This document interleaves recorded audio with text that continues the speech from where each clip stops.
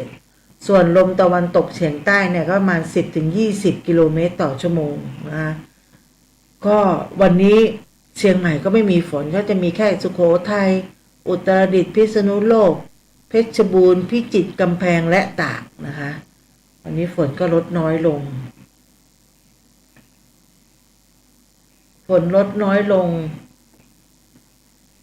อันนี้เลื่อนไปทางไหน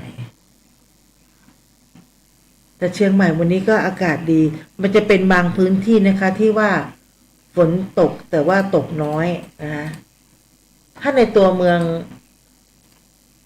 เชียงใหม่เนี่ย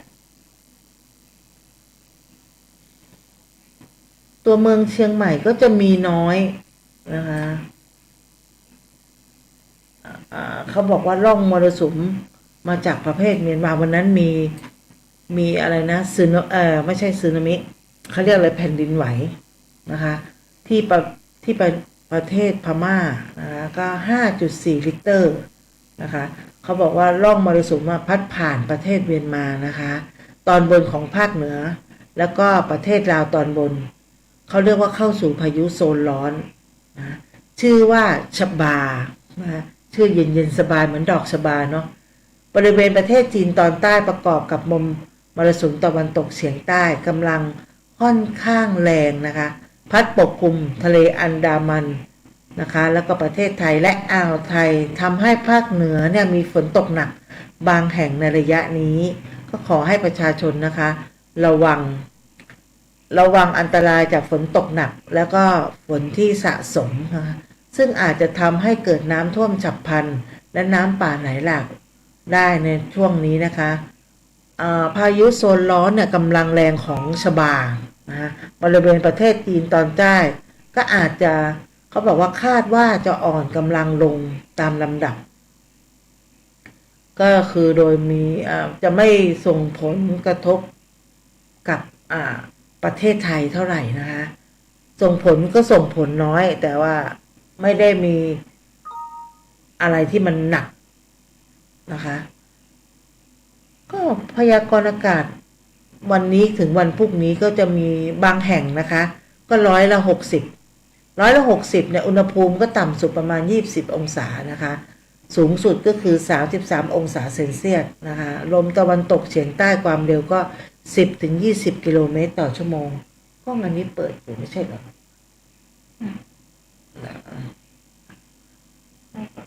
เรามาคุยเรื่องนี้ดีกว่าวันนั้นพอดีบังเอิญก็คุยกันเรื่องกัญชานะคะกัญชากัญชงตอนนี้ก็ทางรัฐบาลก็ได้เปิดเขาเรียกว่าผ่านครม.เคาะผ่านนะทุกคนก็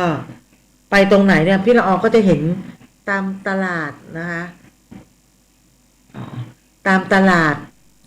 ตามที่ต่างๆเนี่ยก็เริ่มที่จะมีเขาเรียกว่าต้นกัญชาเนี่ยมาวางขายไปทั่วไปหมดเลยนะคะจริงๆแล้วเนี่ยเราจะต้องถ้าใครจะปลูกนะคะเราจะต้องเข้าไปที่เว็บไซต์ของกัญชานะคะเราพิมพ์เข้าไปเนี่ยมันจะขึ้นมาให้ไปลงทะเบียนกันนะคะ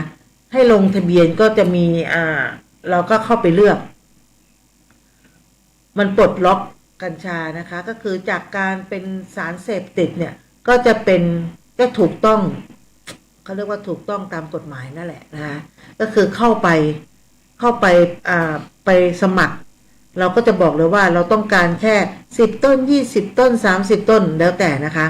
คราวนี้คนไหนที่เอาเยอะๆคือต้องการที่จะปลูกเยอะๆเนี่ยก็เป็นอุตสาหกรรมเขาก็จะมีระบุไว้ว่าถ้าคุณต้องการปลูกเยอะๆเนี่ยเพื่ออะไรนะคะเพื่อสุขภาพหรือเพื่อไปประกอบทำเป็นยานะคะอย่างสมมุติชาวบ้านเนี่ยถ้าจะเข้าไปแจ้งเนี่ยเราก็จะเข้าไปที่จดแจ้งการปลูกกัญชาผ่านแอป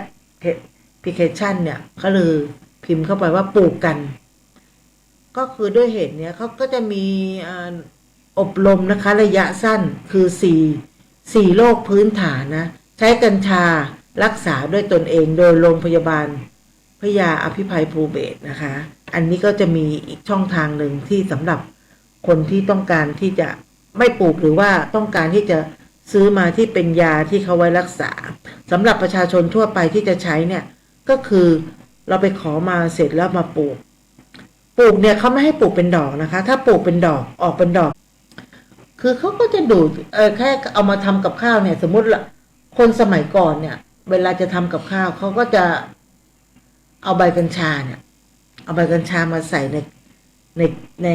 กับข้าวไม่ว่าจะเป็นต้มยำตำแกงหรืออะไรแล้วแต่เนี่ยสักใบ2 ใบเพื่อเป็นชูรสสมัยก่อนไม่มีผงชูรสนะคะก็เอามาชูรสเพื่อให้มันกลมกล่อมหรือบางคนก็จะเอาเด็ดมาสักใบ2 ใบไปชงหรือตาก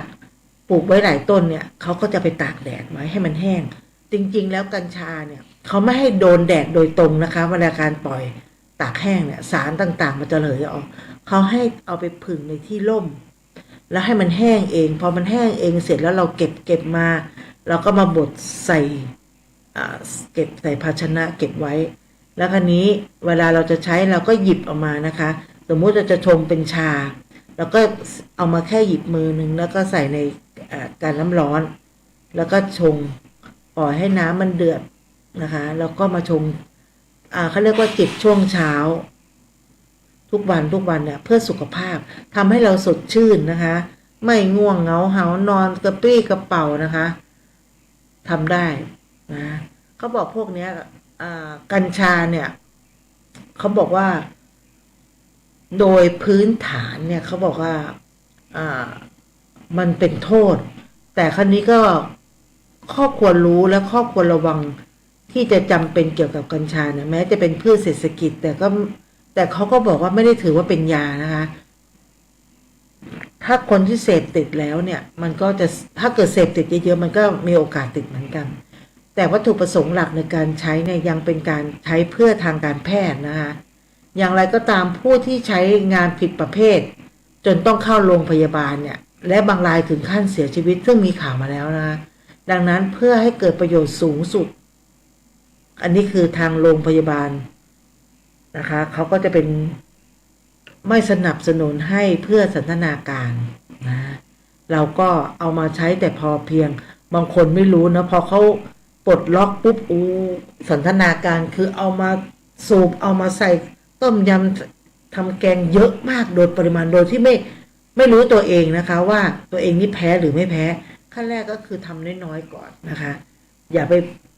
ผิมผามมันก็บางคนแพ้นี่แย่เลยนะคะเราแค่ว่าเอาให้มันเขาเรียกว่าอะไรให้อารมณ์มันไม่เครียดจนเกินไปเขาเรียกว่ากินกัญชาอย่างมีสตินะคะวันนี้พี่ละออเปิดโน้ตเปิดคอมยังวันนั้นก็สอนพี่ละออว่าให้เปิดกล้องพี่ละออลืมนะคะตอนนี้ก็มาไลฟ์สดในโทรศัพท์เอานะคะความจริงข้อมูลต่างๆวันนี้ที่พี่ละออหามันอยู่ในไลน์ตอนนี้ก็เลยหาไม่ได้เราก็เลยมาหาในนี้จำไม่ได้เขาเซฟไว้ให้ทุกอย่างลืมซะงั้นเดี๋ยวหาข่าวก่อนนะคะ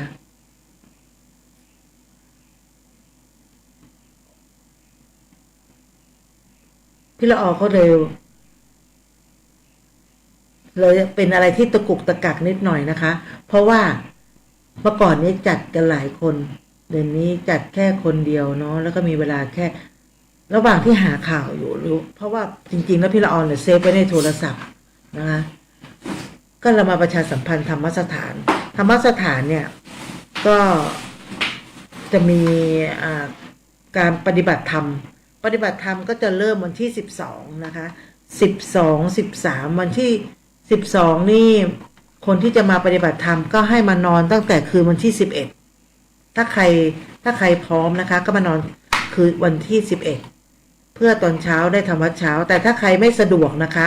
มาเช้าของวันที่12ก็ได้นะคะมาแต่เช้าเลยเพื่อมาเขาเรียกว่าทำวัดเช้านะคะแล้วก็วันที่13ก็จะเป็นวันอาสาฬหบูชา อาสาฬหบูชาเนี่ยช่วงเช้าในมชเขาก็จะมีการใส่บาตรนะคะใส่บาตรตอนเช้าถ้าใครไม่ได้มาปฏิบัติธรรมก็เข้ามาใส่บาตรตอนเช้าก็ได้นะคะที่ในมชก็จะมีวงเวียนเข้ามาในมชเลยนะคะก็จะมีพระบนวัดฝายหินเนี่ยก็จะลงมานะคะก็ประมาณสัก6 โมง7 โมงประมาณเนี้ยค่ะก็จะเริ่มใส่บาตรกันนะคะส่วนคนที่มาปฏิบัติธรรมก็ตอนเช้าสวดมนต์เสร็จปุ๊บเราก็จะไปใส่บาตรในมชกันนะคะก็ให้เกียมข้าวสารอาหารแห้งของแห้งต่างๆนะเพื่อมาใส่บาตรในวันอาสาฬหบูชาเพราะวันที่14จะเป็นวันเข้าพรรษานะเขาจะทำบุญวันที่13วันที่13ตอนเช้าพวกปฏิบัติธรรมเนี่ยก็จะทำกิจก็คือสวดมนต์นั่งสมาธิอะไรก็ว่ากันไปนะคะช่วงบ่ายนี่ก็ทางธรรมสถานก็จะมีพิธีโหสิกรรมนะคะช่วงเย็นไม่ใช่ช่วงบ่ายเลยช่วงบ่ายนี่ก็เป็นการจัดสถานที่นะคะจัดสถานที่ต่างๆก็จะมีพี่ละออก็จะทำดอกไม้เนาะส่วนญาติธรรมที่จะมาเนี่ยก็ประมาณสัก6 โมงก็มาได้แล้วเพราะว่าเราจะเวียนเทียนกันแล้วก็มีพิธีอโหสิกรรมซึ่งเป็นวันพระสุดท้ายนะคะของการที่จะมีพิธีอโหสิกรรมกันนะคะก็เราจะทำที่ธรรมสถานซึ่งเราเคยทำอย่างนี้มาตลอดเนาะก็แล้วแต่ใครจะขึ้นบนวัดก็ได้เนาะใครจะอยู่ที่ธรรมสถานก็ได้นะคะเพราะว่าเราเคยทำที่ธรรมสถานอาจารย์ภัสกรครูอาจารย์ภัสกรก็อยู่ที่ธรรมสถานใครสะดวกที่จะทำที่ธรรมสถานก็ได้เพราะบนวัดเขาก็จะมีนะคะหรือใครสะดวกขึ้นไปบนวัดก็ได้นะคะก็บนวัดฝายหินเราก็จะเริ่มกันประมาณ6 โมงเนี่ยทุกอย่างก็จะเริ่มพร้อมเพรียงเพราะพระเขาก็จะขึ้นเข้าโบสถ์สัก1 ชั่วโมงก็คงจะเสร็จก็ลงมาข้างล่างนะคะพี่ละออก็จะคอยอยู่ข้างล่างคอยต้อนรับนะคะคนที่เข้ามาไม่ว่าจะเป็นนักศึกษาในมช.ก็สามารถที่จะเข้ามาร่วมกิจกรรมของธรรมสถานได้นะคะก็จะมีกิจกรรมหลายๆอย่างนะคะแต่สำหรับคนที่มาปฏิบัติธรรมเนี่ยช่วงของวันที่13เพราะปฏิบัติ2 วันนะ12 13เราก็จะอโหสิกรรมเสร็จแล้วอะไรเสร็จแล้วก็จะมีพิธีลาบวชก่อนนะคะแล้วก็ค่อยมาเวียนเทียนนะคะวันที่12เนี่ยท่านนุกเนี่ยช่วงนี้ท่านนุกก็วันที่7ท่านนุกจะไปประเทศสิงคโปร์นะคะจะกลับมาวันที่12กลับมาวันที่12ตอนเย็นนะคะเพราะท่านนุกไปเรียนปฏิบัติธรรมนะคะเกี่ยวกับการเรียนการสอนของญาติโยมนั่นแหละก็คือฝ่ายกรรมฐานท่านนุกเขาก็ไปเรียนในกรณีที่เขาเรียกว่าคอร์สพิเศษนะไปเรียนที่ประเทศสิงคโปร์แต่เราไม่รู้นะคะที่วัดไหนนะคะก็จะกลับมาวันที่12ตอนค่ำๆช่วงเช้าพวกที่ปฏิบัติธรรมก็จะเจอกับท่านมหาณลากรนะคะก็จะมาช่วยในการสอนผู้ปฏิบัติธรรมเพราะว่าธรรมสถานจะมีทุกเดือนนะคะพี่ละออว่าจะเอามาอยู่ในหมดว่าเดือนหน้าเนี่ยจะเป็นวันที่เท่าไหร่กันวันเสาร์หน้าพี่ละออจะมาบอกอีกทีแล้วกันนะคะว่าปฏิบัติธรรมของเดือนต่อไปเนี่ยจะเป็นเดือนไหนนะคะ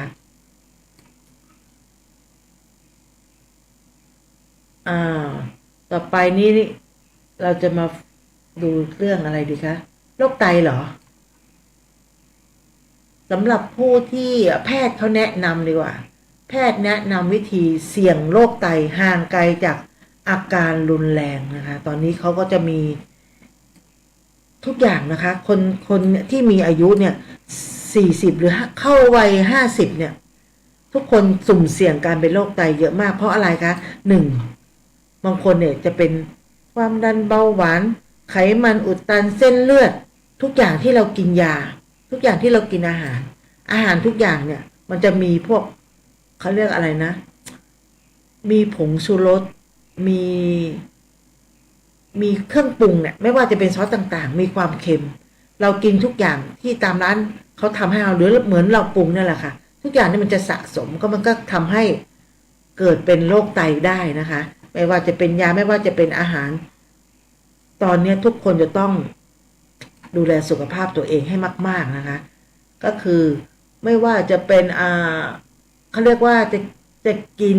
อะไรก็แล้วแต่ไตเนี่ยเป็นอวัยวะภายในร่างกายซึ่งมันมีลักษณะคล้ายๆกับถั่วที่มันอยู่ในบริเวณบั้นเอวของเราบางคนที่ปวดหลังปวดเอวสองข้างนะคะมันก็จะอยู่ใต้กระดูกซี่โครงและอยู่ข้างๆกระดูกสันหลังไตแต่ละข้างเนี่ยมันก็จะได้รับเลือดผ่านทางหลอดเลือดแดงใหญ่นะซึ่งมันจะแยกออกมาจากหัวใจเมื่อเลือดมันไหลผ่านไตก็จะมีการกรองผ่านเขาเรียกว่ากลวยไตซึ่งมันเป็นกลวยไตเล็กๆนะคะมีหน้าที่กรองของเสียออกจากเลือดผ่านท่อไตแล้วก็เกิดเป็นน้ำปัสสาวะขับออกจากร่างกายนะคะออกมาทางท่อปัสสาวะเนี่ยเขาบอกว่าพวกนี้มันจะจำกัดของเสียออกมาถ้าไตมีหน้าที่ปรับสมดุลเนี่ยในร่างกายเนี่ยไม่ว่าจะเป็นเกลือแร่กรดต่างๆรวมถึงสร้างฮอร์โมนจำเป็นหลายอย่างด้วยเหตุผลเนี่ยคนที่มีภาวะไตปกติเนี่ยก็สามารถดื่มน้ำได้ตามปกตินะซึ่งจริงๆแล้วเนี่ยคนเรามันจะต้องดื่มน้ำวันละเหมือนตอนเด็กๆเขาบอกว่าดื่มน้ำให้พอเพียงวันละ8 ถึง 9 แก้วหรือถ้าเป็นลิตรก็ 1.5 ลิตรก็คือน้ำลิตรขวดใหญ่นะให้ทานวันละ1.5 ลิตรนะคะหรือ8 แก้วก็ได้นะคะทานน้ำมากๆไม่เป็นอันตรายนะคะเหมือนกับร่างกายเรามันต้องการน้ำบางทีขาดอาหารเนี่ย2 วัน 3 วันเนี่ยก็สามารถเสียชีวิตได้แต่ถ้าเกิดขาดน้ำเนี่ยไม่ได้เลยนะคะมีแต่น้ำเนี่ยอยู่ได้ถึง7 วัน10 วันก็อยู่ได้นะคะทานแต่น้ำเพราะว่าในร่างกายคนเราเนี่ยส่วนประกอบจริงๆนะมันมีน้ำเนี่ยอยู่ในร่างกายเราเยอะมากไม่งั้นเราก็ทุกคนเนี่ยดื่มน้ำเนี่ยหากรับประทานเค็มมากเกินไปมันก็สามารถขับเกลือส่วนเกินที่ออกไปได้ตามปกติเลยนะถ้าเราทานน้อยเนี่ยเกลือที่มันเป็นส่วนเกินในร่างกายเนี่ยมันก็จะสะสมในร่างกายมันก็ทำให้เป็นโรคไตนะคะคราวนี้โรคไตเรื้อรังมันก็รักษายากนะ1โรคไตที่เกิดจากโรคเบาหวานนะคะ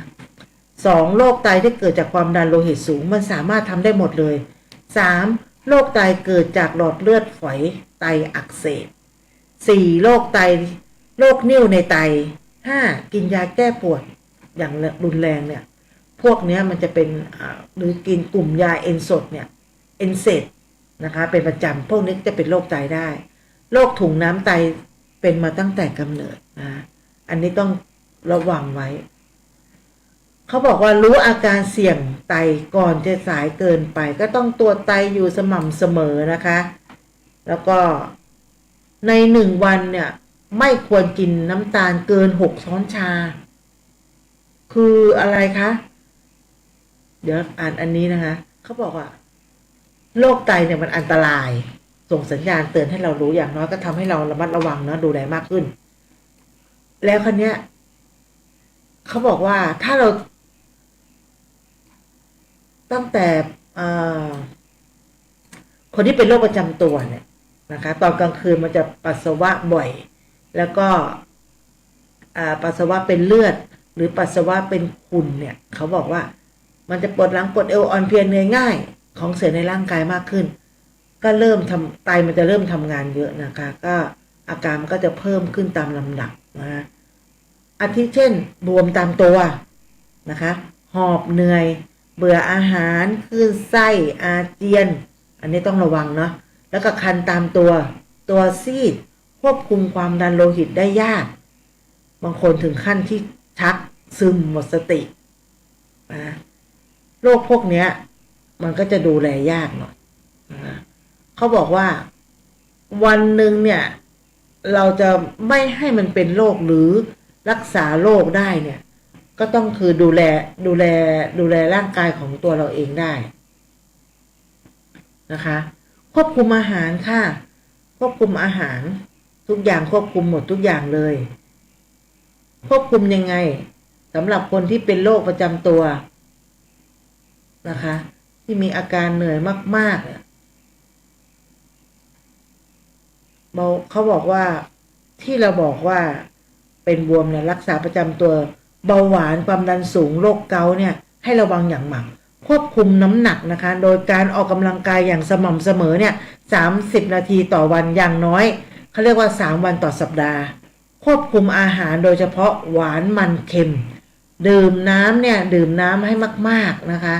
ดื่มน้ำให้มากๆประมาณ8-10 แก้วงดสูบบุหรี่นะคะแล้วก็งดยาแก้ปวดทุกชนิดนะที่มันเป็นเขาเรียกว่ายาที่แรงก็พวกเอเซดนั่นแหละก็คือคำแนะนำนะคะก็ไม่ต้องเครียดนะโรคไตเนี่ยรักษาได้นะคะแม้ว่าจะไม่หายขาดแต่ก็รักษาได้หนึ่งเราไม่ต้องเครียด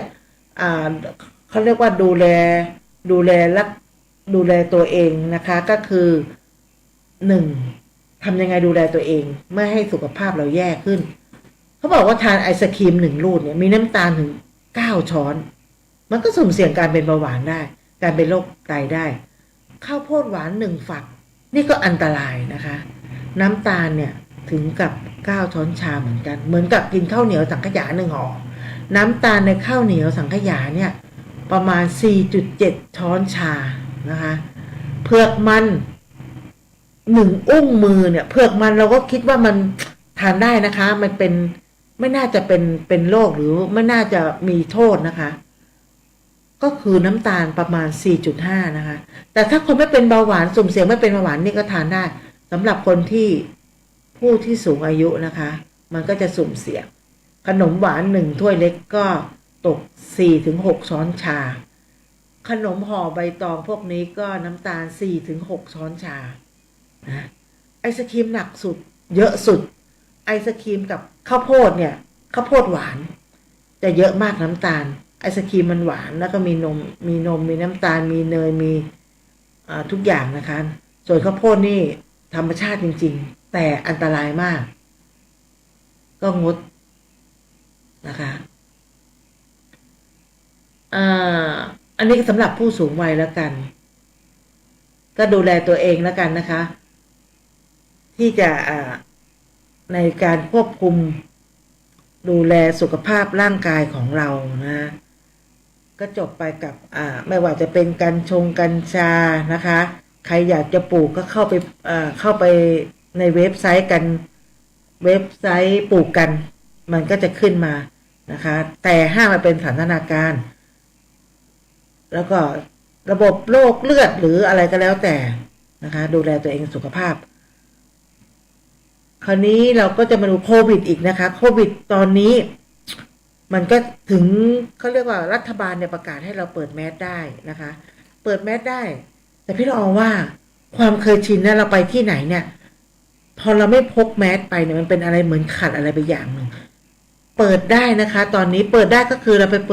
าอยู่ในที่โล่งที่มีผู้คนน้อยเราสามารถที่จะเปิดเพื่อสูดอากาศหายใจได้แต่ถ้าเราไปอยู่ในชุมชนที่แออัดหรือผู้คนที่เยอะหรือว่าเราไปเข้าในห้างในตลาดที่มีคนเยอะๆพี่รอว่าใส่แมสไว้ดีกว่านะคะป้องกันเพราะว่าโควิดมันยังไม่ได้หายออกไปจากประเทศไทยแล้วก็โควิดเนี่ยมันก็ตัวใหม่มันก็เข้ามาก็ให้ดูแลตัวเองให้มากๆกินร้อนช้อนกลางเหมือนเดิมนะคะดูแลสุขภาพทุกอย่างถ้าเป็นแล้วช่วงนี้เป็นแล้วมันไม่รุนแรงแต่มันเสียเวลามากนะคะต้องดูแลตัวเองถ้าเกิดติดเนี่ยประมาณสัก10 วันประมาณ10 วันเนี่ยเราต้องนอนอยู่กับที่หรือหายแล้วก็ต้องพักไข้ลดแล้วก็ต้องอยู่เพื่ออะไรเพื่อไม่ไปติดต่อกับคนอื่นนะคะก็คือไม่เป็นดีกว่า และช่วงนี้นะคะก็ประเทศเปิดมหาลัยเปิดนะคะสถาบันต่างๆเปิดหมดขับรถก็ให้ระวังนะคะนักศึกษาใหม่ๆเนี่ย กำลังเปิดเทอมใหม่เข้ามาอยู่ในตัวเมืองหรือว่าอยู่ตามมหาลัยเนี่ยก็ต้องมีการใช้รถมอเตอร์ไซค์นะคะรถยนต์บางคนนี่ยังขับไม่เก่งออกจากซอยก็พุ่งพวดพี่ละอองก็หวังดีนะคะพอเปิดเทอมทีเนี่ยพี่ละอองจะได้ยินตลอดเลยรถวีวอเนี่ยเข้าออกมหาลัยทุกวันก็เป็นห่วงน้องๆนะพี่ว่าบางคนนี่มาจากต่างจังหวัดนะคะก็ยังไม่เคยชินกับการที่จะใช้รถใช้ถนนที่มีผู้คนพลุกพล่านหรือ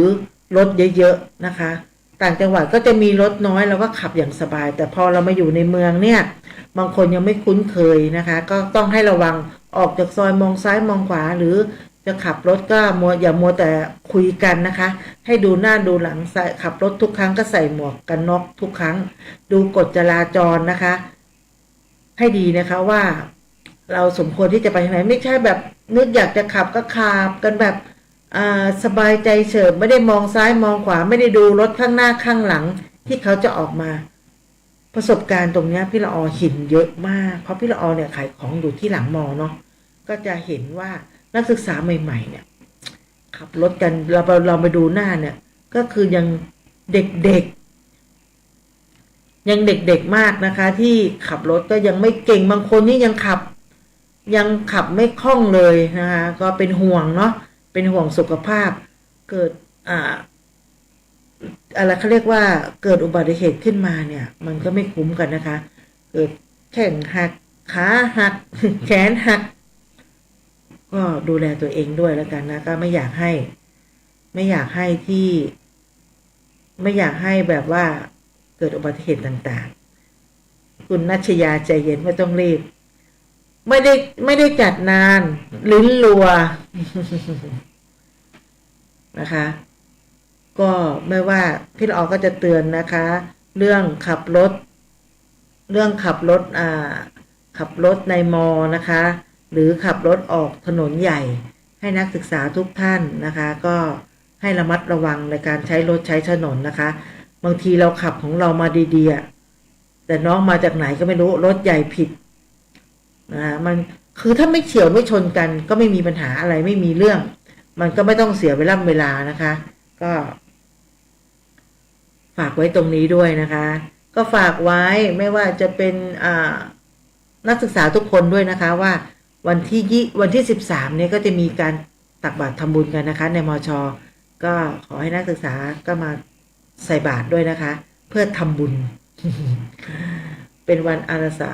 สาฬหบูชานะคะต่อไปพี่ละออจะบอกฝากถึงรายการละออมาคุยพี่ละออก็ไม่รู้จะคุยอะไรนะคะใครมีอะไรก็บอกด้วยแล้วกันเนาะ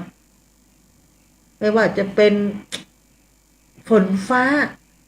ข่าวคราวที่ออกมาช่วงนี้ก็เยอะส่วนมากก็จะมีฝนถล่มในเมืองกรุงฝนถล่มภาคเหนือฝนถล่มทุกจังหวัดนะคะช่วงนี้เป็นหน้าฝนเนาะถ้าเข้าพรรษาเนี่ยก็จะคือเป็นหน้าฝนเต็มเขาเรียกว่าเต็มรูปแบบนะคะเต็มรูปแบบแล้วเข้าสู่เพราะปีนี้เนี่ยหน้าแปลกนะปีนี้หนาวยาวร้อนน้อยฝนเยอะนะคะฝนนี่มีต้องเอาง่ายๆเมษานี่ฝนตกเยอะมากซึ่งปกติเนี่ยฝนเมษาจะไม่ค่อยตกแต่ปีนี้เมษาฝนตกยาวเลยจะมีหยุดเป็นบางช่วงจะมีฝนตกเป็นบางช่วงก็ตกทั้งวันที่เราขายของก็ดีใจนะมหาลัยเปิดก็มีเด็กๆเนี่ยกลับมานะคะกลับมาเรียนกันก็เศรษฐกิจในเชียงใหม่ก็คึกคักนะคะคึกคักเราก็ดีใจเนาะว่าการค้าการขายก็จะได้ จะได้ดีขึ้นซึ่งเมื่อก่อนเนี่ยซบเซามากนะ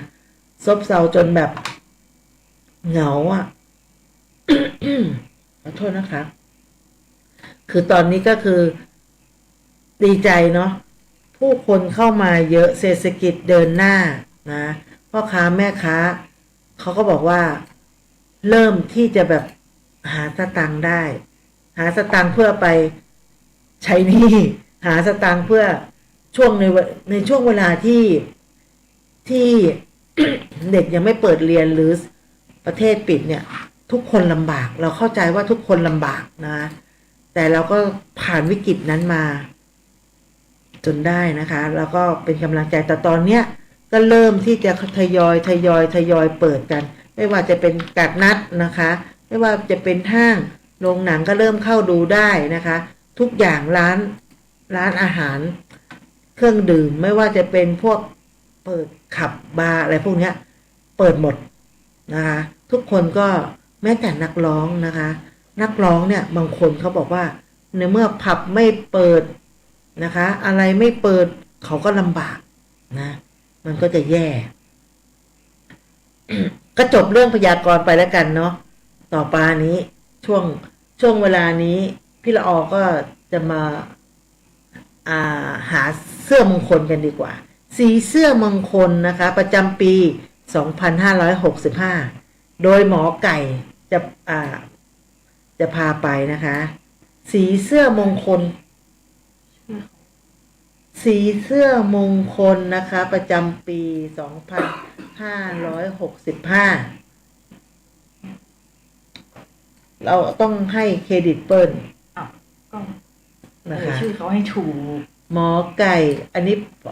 พาทินีมีที่เดียวนะคะเราก็จะให้เครดิตเขาสีเสื้อมงคลประจำปีเนี้ยหมอไก่เขาก็บอกว่าเน้นย้ำนะคะไม่ใช่สีประจำวันเกิดนะคะเป็นสีมงคลสวัสดีค่ะพี่รัชชาเขาเรียกว่าอยากมีชีวิตที่ปังเงินเข้ารัวๆทำยังไงมีโชคมีลาภเพิ่มเสน่ห์มีความสำเร็จผู้ใหญ่รักเขาเรียกว่ามีโชคดีในชีวิตทุกประการนั้นทำยังไงเขาบอกว่าก็ให้เตรียมตัวหยิบเสื้อขึ้นมาเลยไม่ว่าจะเป็นกางเกงกระเป๋ารองเท้าของใช้เขาเรียกว่าจิปาถะทุกชนิดสารพัดเลยอันนี้ก็เราจะมาเน้นกันในแต่ละวันนะคะ คณิตสีเสื้อมงคลประจำวันอาทิตย์นะคะสวัสดีค่ะพี่ราชาก็คืออยากมีโชคนะต้องใส่สีเขียวถ้าวันอาทิตย์นะคะวันอาทิตย์ประจำอันนี้ไม่ใช่ประจำวันนะคะเป็นเขาเรียกว่าปีนี้เลยนะคะ2565ประจำวันอาทิตย์ก็เป็นสีมงคลก็จะต้องเป็นสีเขียวสามารถใส่ได้ทุกโทนนะคะอยากมีเงินทองร่ำรวยมั่งคั่งก็จะเป็นสีม่วงสีดำสีเทาดำเท่านั้นนะวันอาทิตย์วันนี้พี่ละออใส่สีอะไรสีม่วงทุกสีดำสีเทาสีเขียวพี่ละออมีทุกสีเลยนะคะก็คือเป็นสีมงคลเขาบอกว่างานเจริญรุ่งเรืองถึงข้ามแจ่มว้าวนะเราก็อยากมีนะคะแล้วก็สีชมพูสีบานเย็นสีเทาสีทองเนี่ยสำหรับผู้ใหญ่รักเมตตานะคะเอ็นดูนะคะหากต้องการเสริมเสน่ห์ในวันอาทิตย์ให้หยิบเสื้อสีแดงขึ้นมาและสีอะไรนะเลือดหมูมาใส่พวกนี้จะเสริมเสน่ห์สำหรับวันอาทิตย์นะคะต่อไปวันจันทร์พวกนี้แล้วสีต้องห้ามวันสีต้องห้ามวันอาทิตย์นะก็คือห้ามใส่นะคะสีฟ้าสีน้ำเงินสีครามห้ามหยิบมาใส่ในวันอาทิตย์เลยนะคะต่อไปพวกนี้แล้วสีประจำวันจันทร์ก็คือสีมงคลจะมีอะไรบ้างมีสีดำเทาดำสีม่วงหยิบมาใส่เลยนะคะก็จะได้รับความโชคดีเงินทองไหลมาเทมาก็ต้องถ้าสมมุติว่าสีดำเนี่ยสีดำสีเทาสีม่วงเนี่ยโชคดีนะคะส่วนเงินทองหลั่งไหลเข้ามานะคะต้องเป็นสีส้มแล้วก็สีน้ำอ่อนสีน้ำอ่อนคือสีน้ำทะเลเนาะแล้วก็มันจะอันนี้สำหรับเงินทองนะคะสีส้มสีน้ำทะเลอ่อนนะคะส่วนงานเขาเรียกว่างานเนี่ยแจ่มแจ๋วคล่องแคล่วคล่องตัวเนี่ยสามารถใส่สีเขียวได้ทุกโทนเลยนะคะถ้าอยากเน้นให้ผู้ใหญ่รักเอ็นดูต้องเป็นสีฟ้าแน่นอนสีน้ำเงิน และสีครามเท่านั้นนะคะส่วนอยากเสริมเมตตามีเสน่ห์ต้องสีขาวสีครีมสีมุกนะคะในวันจันทร์นะส่วนสีต้องห้ามก็คือพวกนี้ไม่ต้องใส่นะคะสีแดงและสีเลือดหมูพวกนี้ไม่ถูกโฉลกกับเราแน่นอนนะส่วนสีมงคลประจำวันอังคารแล้วนะคะจดทันหรือเปล่าประจำวันอังคารเนี่ยขอความโชคดีจงเกิดขึ้นนะคะกับฉันไปหยิบเสื้อสีอะไรมาวันอังคารใส่สีส้มได้สีน้ำตาลอ่อนได้นะคะอันเนี้ยสำหรับโชคดีไปไหนเนี่ยมีโชคดีแน่นอนนะคะส่วนสีเทากับสีทองเรียกเงินเรียกทองเรียกทรัพย์เป็นกรณีพิเศษเลยนะคะงานดีไม่มีปัญหาต้องสีดำสีเทาสีม่วงสีแดงสีเลือดหมูเท่านั้นนะส่วนผู้ใหญ่จะรักและเอ็นดูจะมีคือสีชมพูนะคะสีบานเย็นช่วยเสริมเมตตาและมีเสน่ห์แก่ผู้ที่สวมใส่นะส่วนสีต้องห้ามคือวันอังคารนะคะสีขาวสีครีมสีชมพูสีมุกอันนี้ต้องห้ามเลยนะคะต่อมาเป็นสีเสื้อมงคลประจำวันพุธก็จะมีสีเทาสีทองอันนี้โชคดีนะคะอยากมีเงินทองร่ำรวยต้องใช้สีอะไรสีฟ้าสีน้ำเงินสีครามส่วนงานราบลื่นไร้ปัญหาไปสมัครงานหรือไปหางานราบลื่นแน่นอนสีส้มสีน้ำตาลอ่อนช่วยคุณได้นะคะอยากให้ผู้ใหญ่รักนะคะอีกสักหน่อยต้องเป็นสีขาวสีครีมสีมุกสีเหลืองและก็ให้มีเสน่ห์เมตตาเนี่ยต้องเป็นสีเขียวใส่ได้ทุกโทนนะถ้าอยากมีเสน่ห์สีเขียวเลยทุกโทนส่วนสีต้องห้ามสีชมพูสีบานเย็นนะคะถ้าเกิดการงานดีแล้วอะไรดีแล้วสีเขียวเลยนะคะต่อไปวันพฤหัสนะคะอยากมีโชคลาภก็จะเป็นสีแดงสีเลือดหมูนะคะจะนำโชคดีมาให้กับเรานะคะส่วนวันพฤหัสนี้สีขาวสีครีมสีเหลืองสีมุกเรียกเงินเรียกทองให้กับเรานะคะในวันพฤหัสส่วนสีฟ้าสีน้ำเงินและสีครามนั้นส่งเรื่องงานให้คุณไปถึงฝั่งไร้ปัญหาแน่นอนส่วนผู้ใหญ่จะรักเมตตาสงสารอะไรก็แล้วแต่เข้าหาผู้หลักผู้ใหญ่ต้องสีเขียวทุกโทนได้หมดนะคะส่วนสีส้มและสีน้ำตาลอ่อนเนี่ยจะให้ความเมตตาและเสริมเสน่ห์ของคุณนะคะอยากมีเสน่ห์กับเพศตรงข้ามอยากมีเสน่ห์กับผู้หลักผู้ใหญ่คือสีน้ำตาลอ่อนแน่นอนเลยค่ะส่วนสีต้องห้ามนะคะในวันพฤหัสสีต้องห้ามว่าคือสีดำกับสีเทาและสีม่วงไม่ต้องใส่นะคะสวัสดีค่ะมิวกี้นะคะสีเสื้อมงคลประจำวันศุกร์นะคะอยากมีโชคลาภล้านเนี่ยเราต้องวันศุกร์นะหยิบเสื้อสีชมพูและสีบานเย็นมาใส่รับรองมีโชคดีแน่นอนแต่ถ้าอยากได้เงินทองนะคะอยากได้เงินทองให้หยิบสีเขียวทุกโทนมาใส่นะคะในวันพฤหัสส่วนสีขาวสีครีมสีเหลืองสีมุกจะทำให้งานของคุณไม่มีปัญหาราบรื่นแน่นอนนะคะส่วนผู้ใหญ่ที่จะรักใคร่เนี่ยนะคะต้องเป็นสีส้มสีน้ำตาลอ่อนเท่านั้นถ้าอยากมีเสน่ห์นะคะในวันพฤหัสคุณจะต้องใส่สีวันศุกร์คุณจะต้องใส่สีฟ้าสีครามสีน้ำเงินรับรองมีเสน่ห์แน่นอนส่วนสีต้องห้ามนะคะในวันศุกร์คือสีเทาสีทองนะคะต่อไปสีมงคลประจำวันเสาร์ถ้าวันเสาร์อยากมีโชคดีให้เลือกสีฟ้าสีน้ำเงินสีครามส่วนที่จะได้เงินทองนี้คือสีแดงสีเลือดหมูสีเทาสีทองจะช่วยคุณได้ไม่ว่าจะเป็นเสื้อเป็นกระเป๋าได้หมดนะคะส่วนจะช่วยเรื่องงานให้คุณแจ่มนะคะงานดีก็สีชมพูสีบานเย็นผู้ใหญ่รักใคร่เมตตาสงสารเข้าหาผู้ใหญ่ดี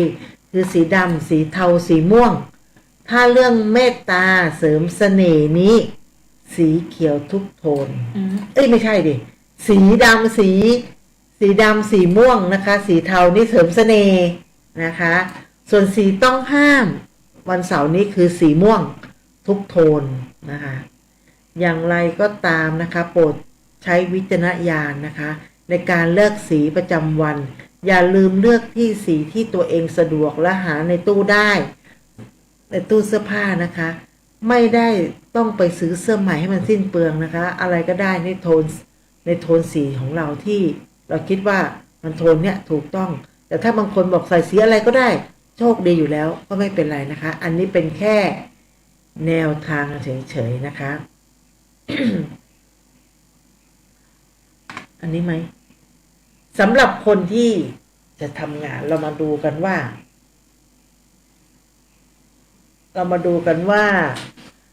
ทำงานในออฟฟิศเนี่ยเราทำยังไง นะพฤษภา งั้นเดี๋ยวขอเลื่อนก่อนขอเลื่อนหาก่อนนะคะไอ้ที่ดูไว้ High Set Mode นะคะ ตอนนี้ก็เป็นเวลากี่โมงแล้วเนี่ยอีก10 นาทีนะคะ ก็ฝากไว้กันนะคะสำหรับวันนี้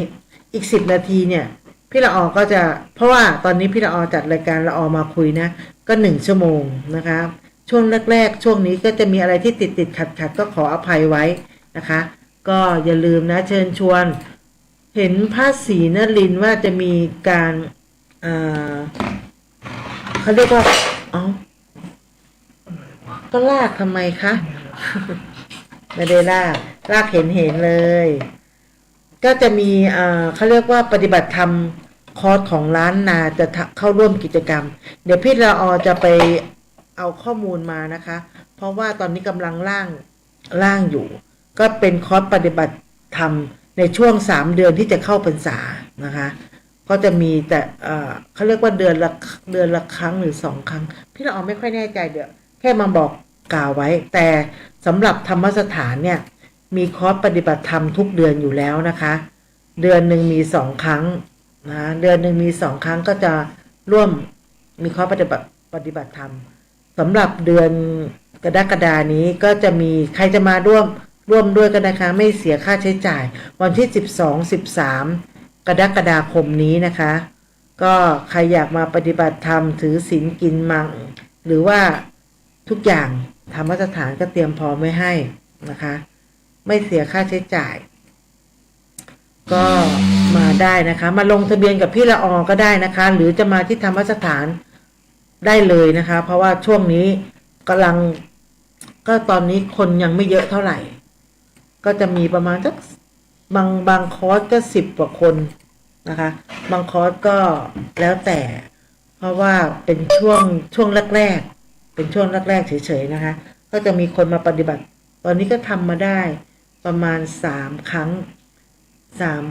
ครั้งนี้เป็นครั้งที่4คนก็มาทยอยกันร่วมมาแล้วก็ธรรมสถานทุกวันอาทิตย์นะคะก็จะมีสังฆทานทิพย์ลืมบอกไปวันนี้นะคะพี่ละออก็จะบอกว่าวันนี้มีสัจจะสังฆทานไม่ได้ไลฟ์สดก็มีคนที่เข้ามาถามมากว่าอยากจะอธิษฐานในช่วงที่ถวายสัจจะสังฆทานแล้วทำไมไม่ไลฟ์สดจริงๆแล้วอยากจะไลฟ์สดนะคะก็คือบังเอิญวันนี้พี่ละออไม่อยู่แต่เราก็ไปถามคนที่มาปฏิบัติและถามท่านเขมเขาบอกว่าเน็ตทางธรรมสถานไม่ดีมันล่มนะคะไม่ได้เลยก็ได้แต่รูปภาพก็คือจากคนที่มาปฏิบัติธรรมคนที่มาทำสัจจะสังฆทานเนี่ยเขาก็จะถ่ายรูปไว้แต่เราไม่ได้บอกเขาว่าให้เขาไลฟ์สดให้เนาะแต่เราได้ถ่ายรูปเอาไว้ให้ก็เราจะไปลงในกลุ่มแพนด้าให้ต้องขออภัยกับญาติธรรมด้วยนะคะที่ร่วมทำบุญมานะคะบางคนถามว่าอยากอธิษฐานจิตในช่วงสัจจะสังฆทานทำไมไม่ไลฟ์สดเหรอหรือว่าอัดเทปไว้หรือเปล่าก็คือมันฉุกละหุดนะคะเพราะเดือนต้นสัจจะสังฆทานจะมีทุกต้นเดือนนะคะแล้วรอบนี้บังเอิญเน็ตมันไม่ดีนะคะมันล่มก็ทำให้ไม่สามารถที่จะไลฟ์ได้นะคะแล้วก็ ไฟมันก็กระตุกก็คือไฟมามั่งไม่มามั่งก็เลยไม่ได้ถ่ายไม่ได้ทำอันนี้ไม่ได้เป็นการแก้ตัวนะคะ แต่มันมีเหตุจำเป็นจริงๆรู้สึกว่าน้องวันจะบอกไปในคอมเมนต์แล้วมั้งคะว่าไม่ได้มีการไลฟ์สด แต่ว่ามีภาพถ่ายให้ดูนะคะ คนที่เขาทำบุญมาก็อยากจะอธิษฐานในตอนที่ไลฟ์สด แต่พี่ละออก็ว่านะคะ เราน้อมจิตในการที่ทุกคนเนี่ยร่วมทำบุญสัตตะสังฆทานมาแล้ว เราอธิษฐานได้เลยนะคะ อธิษฐานจิตย้อนหลังก็ได้ นึกถึงตอนที่เราทำบุญ แล้วก็คนที่เขาโอนเงินมาหรือคนที่จะรอดูพิธีไลฟ์สดของธรรมสถานในการตัดสังฆทาน เราอธิษฐานจิตเอานะคะ แล้วก็บอกมันได้บุญหมดนะคะ เพราะใจเราตั้งจิตอธิษฐานแล้ว ตั้งใจที่จะทำบุญแล้ว ยังไงก็ได้บุญแน่นอนนะคะ ก็ดูรูปภาพ เพราะว่าให้น้องวันลงรูปภาพไปแล้วพี่ละออก็ได้จากคนที่มาปฏิบัติที่มาทำสัตตสังฆทานในวันเนี้ยนะคะ วันที่3เนี่ยไปขอภาพเขามาว่าได้ถ่ายภาพไว้ไหม เขาก็เป็นคุณชนาพรนี่แหละ ก็ได้ถ่ายภาพไว้ก็เลยส่งรูปภาพไปให้น้องวันลงในกลุ่มของแพนด้าขอบตาดำนะคะ ก็ต้องขออภัยมาณที่นี้ด้วยเกือบลืมไปเลยนะคะ และทุกวันอาทิตย์เนี่ยที่ธรรมสถานก็จะมีพิธีอโหสิกรรมไม่ใช่พิธีอะไรนะสังฆทานทิพย์นะคะอโหสิกรรมเนี่ยมีวันที่13มีวันที่13นี้นะคะ ส่วนทุกวันอาทิตย์ก็จะมีพิธีมีสวดสังฆทานทิพย์ทุกวันอาทิตย์และทุกต้นเดือนจะมีสัตตสังฆทานนะคะสำหรับวันนี้ก็เที่ยงคืนยังไม่บ่ายตีหนึ่งอีก3 นาทีนะคะพี่ละออก็เลยจะบอกว่าอะไรที่ผิดพลาดพลั้งไปหรืออะไรที่ร่วมเดี๋ยวขอหมายเลขที่ทำบุญสัตตสังฆทานเนี่ยนะคะออนไลน์เนี่ยทุกวันอาทิตย์เนี่ยก็ถ้าเกิดจะทำบุญกับทางสัตตสังฆทานหรือสังฆทานทิพย์ได้นะคะก็หมายเลขบัญชีนะคะก็ธนาคารกสิกรไทยนะคะเลขบัญชี11688383443นะคะก็หมายเลขบัญชีอันนี้ก็มีพระศรีนรินทร์มโนกุลแล้วก็พระสมัครอะไรนะมุนทากุลแล้วก็มีนายรัชตะนะคะตอนนี้เป็นพระเขมแล้วไม่ใช่เหรอนายรัชตะนะคะแล้วก็มีนางศรีเพนสิงแก้วก็ถ้าเกิดใครได้โอนแล้วก็ส่งหลักฐานการโอนเงินแจ้งรายชื่อผู้ที่ร่วมบุญมาได้ที่ในช่องงานนี้ก็ได้ในเพจของธรรมสถานมช.ก็ได้นะคะวัดฝายหินนะคะผู้สืบทอดในการตัวแทนคณะสงฆ์เนี่ยก็จะเป็นพระอะไรนะพระเข็มมาจารีเนี่ยชื่ออะไรเนี่ยอ่านยากมากเลยนะท่านฮะไม่ใช่ชื่อใหม่ท่านไม่ใช่รัตตะพระกิตตพันธ์เขมมาจารีนะคะคือท่านเขมอะไรซึ่งเป็นผู้จัดการธรรมสถานมหาวิทยาลัยเชียงใหม่วัดฝายหินผู้ได้รับการถ่ายทอดวิชาสัตตสังฆทานโดยตรงจากพระอาจารย์ภาสกรภูริพัฒโนนะคะก็คือสายตรงเลยนะคะบางคนก็จะถามเนาะบางคนก็จะถามว่าไม่ต้องใช่ไหม ก็สามารถที่จะเข้ามาร่วมบุญกันได้นะคะทุกวันอาทิตย์จะมีสังฆทานทิพย์วันนี้ก็จะพบกันใหม่กับพี่ละออก็เป็นวันเสาร์กับวันอาทิตย์นะคะทุกเสาร์อาทิตย์ก็จะเที่ยงคืนถึงตี 1นะคะก็พี่ละออจะมาจัดรายการพี่ละออมาคุยพี่ละออไม่ได้จัดเดอะเฮียนแล้วเพราะพี่ละออไม่อยากคุยเรื่องผีละ นะคะพี่ละออก็จะมาเป็นรายการแบบสบายๆนะคะชิลๆกับพี่ละออหรือละออมาคุยก็ได้นะคะก็จะมามีข่าวสารอะไรก็จะมาเล่ามาพูดมาคุยกันนะคะกับแฟนรายการเป็นเรื่องต่างๆอาจจะเป็นข่าวฉับพลันทันด่วนแต่ช่วงนี้อาจจะตะกุกตะกักนิดหน่อยนะคะเพราะว่าพี่ละออนได้ต้องมาเซตคอมซึ่งเมื่อก่อนเนี่ยพี่ละออนเนี่ยขึ้นไปจัดที่สถานีนะคะตอนนี้พี่ละออจัดคนเดียวแล้วเพราะต้นนุกเขาก็จะเป็นท่านมุกเนี่ยเป็นผอ.ธรรมสถานแล้วก็จะมีงานเยอะงานมากและช่วงนี้ท่านก็ไปเรียนท่านจะเรียนเพิ่มอยู่เรื่อยๆพี่ละออก็เลยมาจัดคนเดียวเพราะถ้าเกิดขึ้นสถานีเนี่ยโอ้มันหลายอย่างงงปวดหัวพี่ละออก็ไม่กล้าจะไปจิ้มไปทำไปแทงตรงนู้นตรงนี้เดี๋ยวระบบเขาจะเสียอันนี้พี่ละออเนี่ยจะเก่งอาจจะทำเป็นแค่โน้ตบุ๊กนะคะกับโทรศัพท์คราวนี้ก็ท่านนุกก็เลยไปจัดหาคอมพิวเตอร์มาให้ก็จะเป็นคอมตั้งโต๊ะนี่แหละซึ่งพี่ละออก็ไม่เก่งจะไลฟ์สดเปิดกล้องไม่ถูกนะก็เลยมาเปิดในทางโทรศัพท์เอาไว้คล่องก่อนเนาะหาข้อมูลอะไรก็เซฟเอาไว้แล้วพี่ละออจะมาเล่าสู่กันฟังเนาะตอนนี้ก็ตะกุกตะกักไปก่อนก็ขอใ